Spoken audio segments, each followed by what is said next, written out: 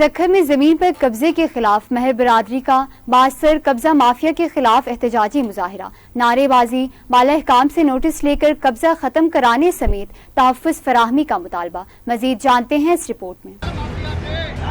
बागा शहर और दादर शहर और दूसरे उनके लोग हैं, वो हमने जमीन करने गए तो हमारे को G3 कलेक्शन से ठेके देकर बाहर निकाला।